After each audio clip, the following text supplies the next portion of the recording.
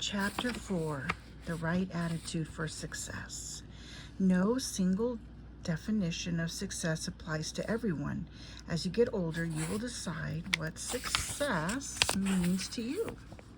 What do you want your life to look like? And what's most important to you? Regardless of how you define success, having a positive attitude will help you to achieve your goals. Whatever your goal is, it won't just drop from the sky into your lap one day. You'll have to set your goal and work to achieve it.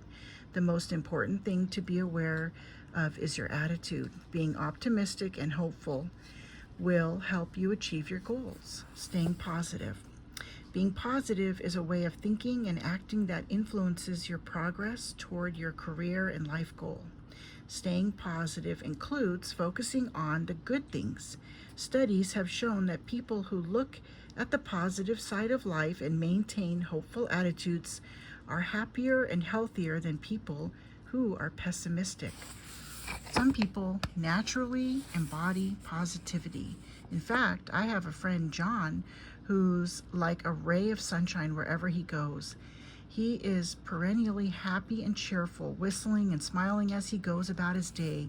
He has more friends than he can count, and everyone wants to be around him.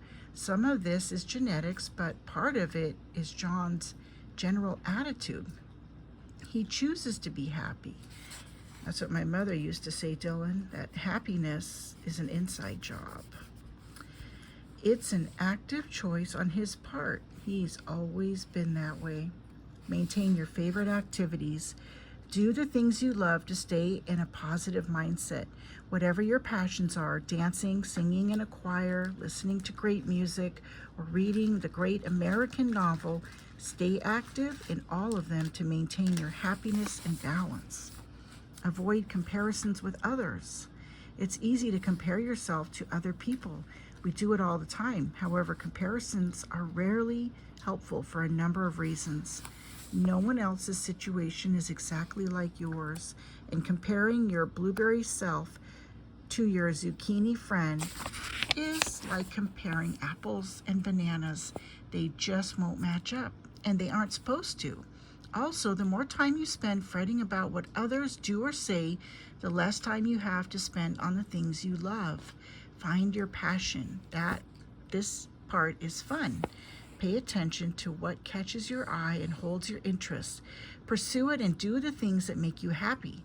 Sometimes we get carried away pleasing others, doing things we don't really enjoy. For example, maybe you joined the soccer team because your friend is on the team, or you still take piano lessons because you know your mom wants you to, even though your heart's not in it anymore. There are times you have an obligation to see a responsibility through to completion, so you keep your word and do it. Congratulations on your sterling character. But balance what you have to do with what you love to do. Find the things that bring you joy and feed your soul on a regular basis. Empathy. This is the ability to understand the emotions of another's situation and feelings. It helps you relate to others and makes you the type of warm, caring, well-rounded person others want to be around. Set realistic expectations. Don't get carried away when you set goals for yourself. You might be so inspired by the achievements of others that you end up taking on more than you can handle. When you set a goal for yourself, make sure they're achievable and realistic based on your schedule and level of interest. Maybe you're inspired by a world-class surfer you've seen online and you want to be a surfer too. That's great, but if you live in the middle of the desert in Canada, you'll find it difficult to do much surfing except on vacations to California or Hawaii. That means your surfing goal might not be a realistic one at the present time. It doesn't mean you need to give up on the goal, but maybe you begin by setting goals to read about surfing, watch tutorials about surfing, and learn about the fitness goals you should pursue now to get ready for surfing competition in the future. Don't pressure yourself and work at your own pace, but stay active and interested. Goal setting. Follow the 5 W's when setting goals. These are simple rules that go a long way in helping you achieve goals. The W's are why, what, when, right, and work. Why did you set those goals? Why do you want to do this? Don't skip setting goals. They are necessary and important. What do you aim to achieve by setting these goals? Will they serve the stepping stones to other achievements later in life? What do you aim to achieve by setting these goals? Will they serve? Oh, I just read that, didn't I? When do you hope to achieve your goals? Identifying deadlines to match your goals make achievement more likely. Okay. Okay, there we go. Set a start date and then milestones you hope to reach along the way to your goal. Finally, set a deadline for the final goal. Milestones help you achieve your goal faster with opportunities to celebrate successes along the way. For example, if your goal is to learn a complicated new dance, just saying, "I want to learn the dance," is a big goal. Break it down into milestones with smaller, achievable chunks you can focus on, celebrating accomplishments each time you finish one. Altogether, they will lead to your goal of mastering the entire dance. Write down your goals you hope to achieve at the end of the whole program. Do not forget to put down the time frame you have chosen to work with, your start date and finish date, and your milestones for final deadline. Start working towards your written goals. Focus on the ones to achieve first, then continue with the others.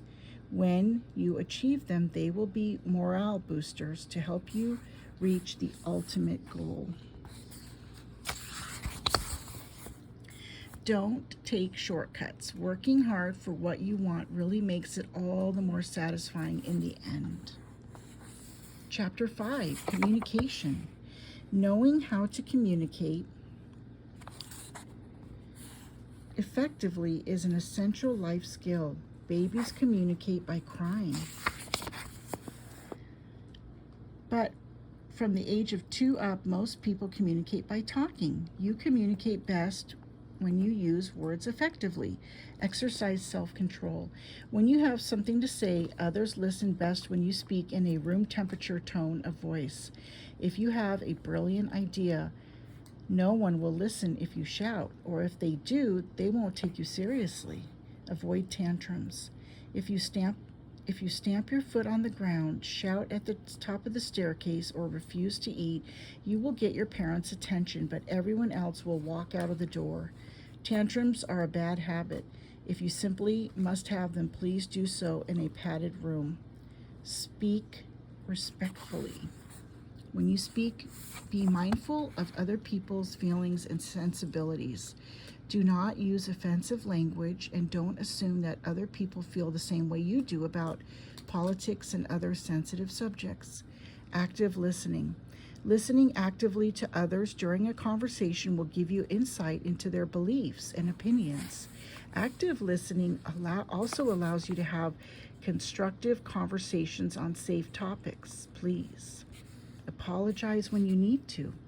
When you do or say something wrong, apologize without delay. When you're wrong, don't be bullheaded and pretend everything is all right. That will likely lead to hard feelings. Once you make amends, chances are those around you will quickly let bygones be bygones. Be respectful of the opinions of others. Never make fun of someone else's opinions. They have the right to free speech just like you do. A respectful exchange of opinions often leads to interesting and lively conversations. Learning to listen actively. If you listen to others, they will listen to you too. Pay attention to the speaker. Be quiet and you might learn something. Use attentive body language. Don't interrupt and wait your turn if you have something to say. Put your own thoughts aside, write them down at the end of the speech, or when it's your turn to speak, politely make your comments. Take criticism constructively. Constructive criticism is meant to show you what you've done well and how you can continue to improve. Despite these good intentions, constructive criticism can still be hard to accept. Sometimes feelings get hurt even though this is not intended. It's best to take it in good faith and use it as a chance to correct mistakes and strive to improve. In the future, dealing with constructive criticism takes maturity in areas of self-control and concentration. Listen carefully to what you're told. Do not get angry or ignore the source of criticism. Note the points made and don't interrupt to defend yourself. Show appreciation and thank the source for the criticism for looking at your work or idea, and ask for advice. Ask questions if you have them and promise to take their advice seriously. Take corrective action as needed. Chapter 6, Keeping Your Cool in an Emergency. The Cambridge Dictionary defines an emergency as something dangerous or serious, such as an accident that happens unexpectedly and needs fast action to avoid harmful results. If you ever encounter or witness a situation like this, it's important to remain calm and focused so you can think clearly. Stay composed and follow the procedures for handling emergencies. Your parents, guardians, and teachers are the best source of information on handling emergencies, since their guidance will be specific to your house or town. Below, I listed general suggestions to keep in mind, but be sure to discuss this in more detail with a trusted adult in your life. Take deep breaths and remind yourself to stay calm.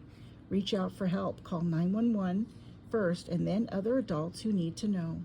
Stay away from impending danger and inform those around you about the situation if they need to know. It's important to know about emergency preparedness before an emergency happens. The tips discussed below will help you in an emergency.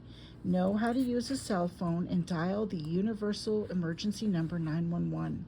Memorize your parents' phone numbers and always have them saved in your phone. Dylan, what's my phone number? What's my phone number? Do you know it by heart? Mm-hmm. What is it? 626. I'm going to bleep that out, but I'm glad you know it. I'll bleep it out. Good, you know it.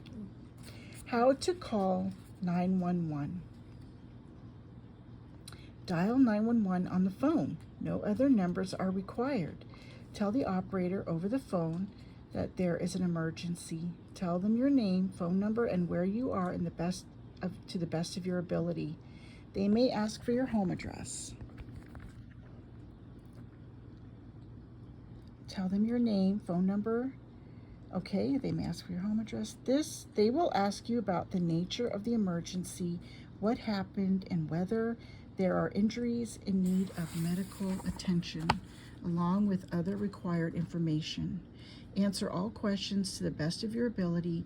This information helps dispatch first responders and equipment necessary to assist the situation. The operator may give you instructions over the phone. Follow those instructions exactly and ask clarifying questions if necessary. Do not disconnect the call. Listen to everything the operator tells you. The 911 operator will disconnect the call when they have all the information they need. Wait for help to come. If anyone is injured, do not attempt to help them unless given instructions by 911 personnel or first responders. How to relay information. In an emergency, the primary way of passing information to others is over the phone. Following are the ways to effectively relay important, often time-sensitive information. First, don't panic and speak calmly. In most cases, the person who answers your call will be trained in communicating with people dealing with unexpected emergencies. That person is used to emergencies and will help you communicate effectively. Do your best to give clear descriptions. You will be asked questions to help the other party, let's say it's the 911 dispatcher, understand the situation and what kind of help is needed. Ambulance, fire truck, police, etc. Use your personal information. You will be asked for information that authorities may need to contact you for more details. Following are examples of information you may be asked for: your full name, the location of the emergency, described as accurately as you can using landmarks, street names, or any other identifying information you can provide, your home address, your cell phone number, names and phone numbers of your parents or guardians. This may include their workplace information. Chapter 7, Chores Make Life Easier. As part of a family, you are an important part of household activities. So doing your part in daily and weekly chores is normal. Each family member is responsible for doing their fair share. Chores help keep your home clean and comfortable. They also teach you about responsibility, which is something that will always be part of life. You will also learn what it takes to keep a household running smoothly, and you'll become familiar with the great feeling of a job well done. Not every chore is pleasant to take care of, but it makes life more pleasant when it's finished. This is a bit like bathing yourself regularly. It may not be your favorite thing to do, but it sure beats the alternative. So resolve to make peace with your chores. One way or another, they need to be done. Or one morning you may find yourself eating breakfast on a greasy, crusty plate because last night's dinner dishes weren't washed. Chores are learning opportunities. If your mom asked you to do the laundry one Saturday, you might learn a lot about cleaning and maintaining clothing. If you toss your new wool sweater in with the bath towels, you might learn an expensive lesson about ruining a $75 sweater. Your mom might give you a stern but valuable lecture on the proper way to launder and preserve that wool sweater. Chances are you'll remember that lesson for the rest of your life, which will likely encompass the best way to safely clean most items in your wardrobe. Is that a good apple? Is that apple good? Is that apple good? Mm-hmm. Okay. The skills you acquire by doing chores include problem solving, following written instructions, independent thinking, self-reliance, time management, and prioritizing tasks, learning new skills, getting along with others, and independence and maturity. Unexpected problems may arise when you're working around the house, like the kitchen sink clogging while the dishwasher runs. When you figure out the problem behind the malfunction, perhaps with the help of your parents, you will have learned something new that you will probably remember for a long time. Practicing independence. There are several definitions of independence. You may think of independence in terms of freedom from being ruled or controlled by others. Here, independence means being able to work on your own. You're still a long way from living on your own and fully supporting yourself. Still, it's not too early to prepare yourself for the future. Having said that, these are some skills that you should acquire to help you become independent: saving money, dressing for the weather or an event, good personal hygiene, problem solving, time management, prioritizing tasks, and goal setting. The many ways in which you can practice personal hygiene include bathing daily, brushing your teeth 2 or 3 times a day, wearing clean clothes, washing your hands before eating, keeping your nails clean and trimmed, and keeping your immediate living environment clean. Setting goals is not just limited to your academic work, although it's an excellent way to ensure that your schoolwork gets done well and on time. You can set a goal to make the basketball team or become an award-winning journalist. You may want to reach a goal of $1,000 in your savings account, or you may just want to make a masterful baked Alaska for a special occasion. Go for it. Setting milestones breaks down long-term goals into smaller, easy, achievable tasks to be worked on step by step. If the goal is having a clean bedroom, tackling it all at once might have you wiped out and perhaps more disorganized. Instead, start with making your bed, then pick up your dirty clothes, straighten your bookshelf, and use the feather duster, and in no time you'll have a clean bedroom. And lucky you. You just made a plan to tackle a big job in small, easy, digestible steps. This process will eventually create a habit that's easy to stay on top of. Goals aren't always achieved immediately, and big jobs take time to accomplish. That's why patience is a virtue. If you practice patience, ask for help when needed, and don't give up, and you'll be proud of yourself when the job is finished. Looks like you've got this. Okay, Chapter 8, Time Management. I think maybe we'll stop for now, and we'll continue with that on the next episode.